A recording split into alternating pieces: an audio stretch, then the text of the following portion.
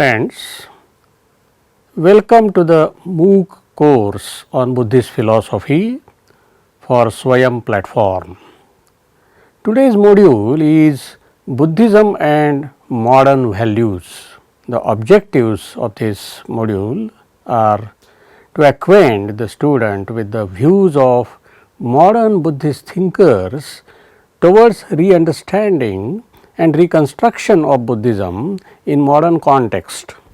It is generally agreed that all great religions have been founded due to the spiritual experience of a few seers and their moral spiritual instructions. Some religions had single founders, whereas some had many sages or a series of seers as their founders or leaders. Founders of some religions claim to be directly inspired by the Almighty God. Some founders claimed themselves to be God incarnate. Some denied the existence of the Creator God. The founders of religions generally claim to have solution to basic problems of life, the problem about the life and what is beyond life. After the founders, the religions were institutionalized by their followers. Generally, the institutionalized religions are based on the principle of faith, faith in God, faith in the omniscience and final authority of their founder, faith in scriptures, faith in the priest class, faith in customs, traditions and rituals. Religious faith also had an interaction with reason. This happened in histories of different religions at different stages. Among Indian religions and religious sects, there has always been presence of experience and reason, anumana or tarka, as pramanas along with faith or authority, that is shabda or agama. However, their relation was not the same in every sect. The sects in Vedic tradition accepts Vedas as the ultimate authority and also other texts such as Smritis, the Gita and Puranas. The role of reason was to work within the limits of experience and scriptural authority. Non-Vedic sects such as Jainism and Buddhism did not accept Vedas as authority. Jainism, however, accepts its spiritual guides, that is Tirthankaras, as omniscient, as final authorities. The Indian religion, which gave highest importance to experience and reason and less importance to personal or scriptural authority, was Buddhism. However, with the spread and development of Buddhism as a sectarian religion, many dogmatic beliefs, ritualistic and devotional practices became an essential part of Buddhist way of living. Outside Indian religions, the religion which faced the conflict between faith and reason was Christianity. In 14th and 15th century, Christianity in Europe underwent Renaissance movement.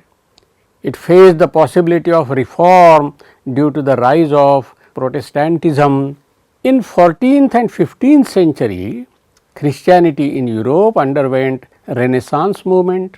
It faced the possibility of reform due to the rise of Protestantism in 16th century. 17th and 18th century are known for the age of enlightenment, which is marked by the emphasis on reason as the means to knowledge, scientific method, liberty, intrinsic value of a human being, progress and importance of constitutional government against church. This was also the period of the spread of colonial rules in different countries.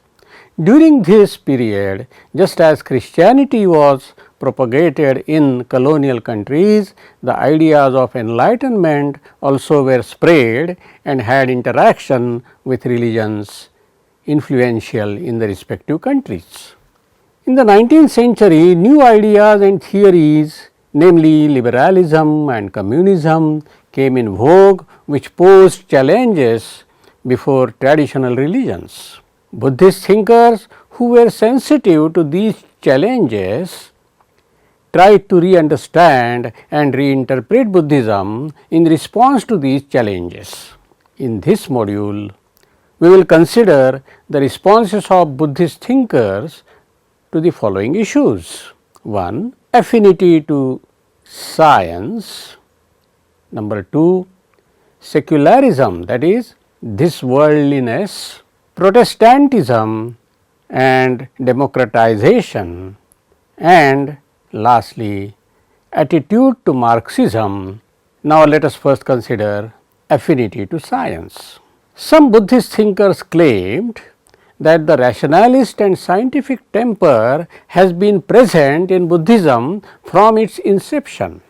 The Kalama Sutta and a verse from Jnanasara Samuccaya, in which Buddha encourages scrutiny of what he says, have often been quoted in this context. In Kalama Sutta, the Buddha says to Kalamas, "Do not accept anything on mere hearsay or tradition or rumors, or because it accords to your scriptures, or by mere supposition or inference or appearances, or because it agrees with your preconceived notions, or because it seems acceptable, or thinking that the ascetic is respected by us. But when you know for yourself that these things are immoral, blameworthy, conducive to ruin and sorrow, do reject them. When you know for yourself that these things are moral, blameless, conducive to well-being and happiness, do live and act accordingly." In the verse from Jnanasara Samuccaya, the Buddha says, "As the wise test gold by burning, cutting and rubbing it on a piece of a touchstone, so are you to accept my words after examining them and not merely out of regard for me." Since Buddhism as a traditional religion contained many otherworldly and superstitious elements, the reformist Buddhist thinkers tried to eliminate or suppress them and tried to rationally reconstruct the Buddha's Dhamma. In his reconstruction of the Buddha's Dhamma, for example, Dr. Ambedkar reduced otherworldly elements, rituals, ceremonies and miracles. He even eliminated the traditional doctrines of karma and rebirth. One of the earliest Buddhist reformers who emphasized affinity of Buddhism to science was Anagarika Dharmapala.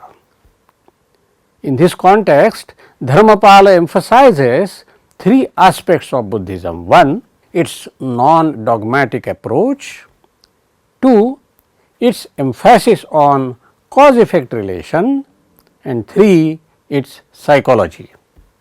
To elaborate, he calls Buddhism a science because it had no dogma of permanent Atman or a creator, and no prayer is needed because everything is changing with electronic rapidity.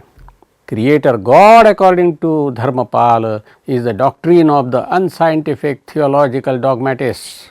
Darwinian theory of evolution, according to Dharmapala, is instrumental to the growth of science in the West, which has challenged the doctrine of God accepted by theistic religions.